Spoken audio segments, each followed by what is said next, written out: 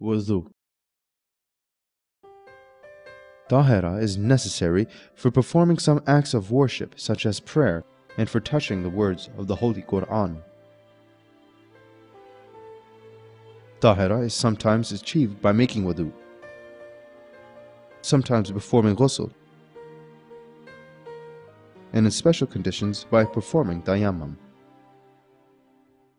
One should attend for wudhu before attempting to make it, which means that one should be aware while making wudhu that he or she is performing this act for the sake of Allah. Then one has to wash their face with some water which has the required conditions. Then the right and the left hands should be washed respectively.